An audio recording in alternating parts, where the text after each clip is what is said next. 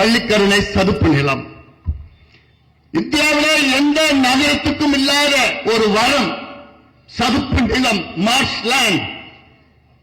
1967 திமுக ஆட்சிக்கு வந்த பொழுது இந்த பள்ளிக்கரணையிலே இருந்தது 12,500 ஏக்கர்.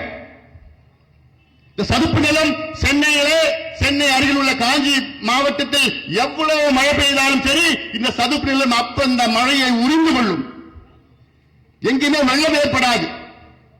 ஆனால் இந்த திராவிட கட்சிகள் ஆட்சிக்கு வந்தவுடன் 67 இருந்து இன்று வரை எவ்வளவு தெரியுமா மிச்சம் விட்டிருக்கிறாங்க? இந்த இடத்த 2000 ஏக்கர், 12,500 ஏக்கர் எங்கள் ஆட்சிக்கு வந்த நேரத்தில் இன்னைக்கு 2000 ஏக்கர், 10,500 ஏக்கரை அழித்து விட்டார்கள், ஒழித்து விட்டார்கள். நம்முடைய இயற்கை வளத்தை அழித்து விட்டார்கள். இன்னும் இந்த கட்சியில நம்ப வேண்டுமா? இந்த கட்சிகள் தொடர வேண்டுமா? முற்றுப்புள்ளி வையுங்கள். பள்ளிக்கரணை சதுப்பு நிலத்தினுடைய மேம்பாடு குறித்து 6 முறை நான் பாராளுமன்றத்தில் பேசியிருக்கிறேன். நீங்க சரி பண்ணிக்கலாம், பார்த்துக்கலாம். எல்லாமே அந்த பார்லிமெண்ட் சைட்ல இருக்குது.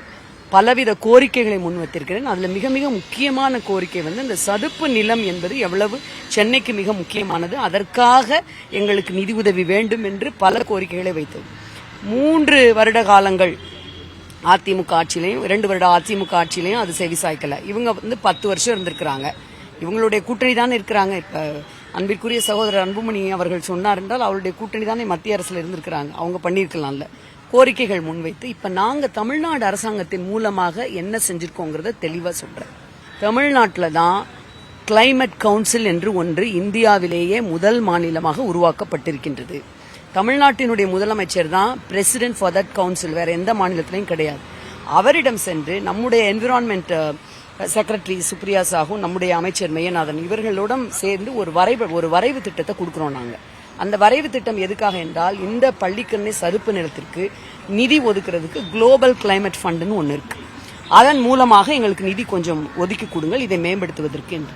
அதை நெபார்டு மூலமா தான் கொடுக்கணும். நெபார்டு மூலமா வெட் பண்ணி தமிழ்நாடு அரசாங்கம் ஒன்றிய அரசாங்கத்துக்கு அனுப்பி, ஒன்றிய அரசாங்கத்திடம் தொடர்ந்து அந்த அமைச்சரிடம் சென்று பேசி அவங்க என்ஓசி கொடுத்து இப்ப அதுக்கு ஒரு 300 crores கொடுத்திருக்கிறாங்க. திருச்சி மக்களவை தொகுதியில் மதிமுக வேட்பாளர் துரை வைகோவை ஆதரித்து பெட்டவாய் தலை தேவஸ்தான பகுதியில் அமைச்சர் KN நேரு பரப்புரை மேற்கொண்டார். உங்களுடைய பெரு ஆதரவை தீப்பெட்டி சின்னத்திலே தந்து அவர் வெற்றி பெற வைக்குமாறு அன்போடு கேட்டுக்கொள்கிறேன். கன்னியாகுமரி தொகுதி பாஜக வேட்பாளர் பொன் ராதாகிருஷ்ணன் திங்கள் நகர் பகுதியில் உள்ள ராதாகிருஷ்ணன் கோயிலில் சாமி தரிசனம் செய்துவிட்டு திறந்தவெளி வாகனத்தில் பிரச்சாரம் மேற்கொண்டார்.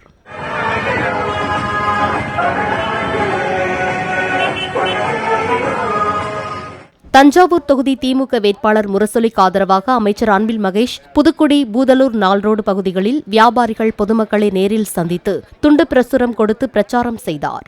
உங்களில் ஒருவன் நான், உங்கள் வீட்டு பிள்ளை நான், உங்களுக்கு உழைக்க உத்தரவிடுங்கள், உதய சூரியன் சின்னத்திலே முத்திரையிடுங்கள்.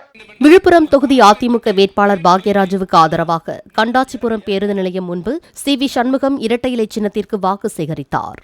உங்களுடைய கஷ்டங்கள் தீர்க்கப்பட வேண்டும் என்றால், உங்களுடைய பிரச்சனைகளை நாடாளுமன்றத்தில் ஓங்கி ஒழிக்க வேண்டும் என்றால் நீங்கள் வாக்களிக்க வேண்டிய சின்னம் இரட்டை இலை.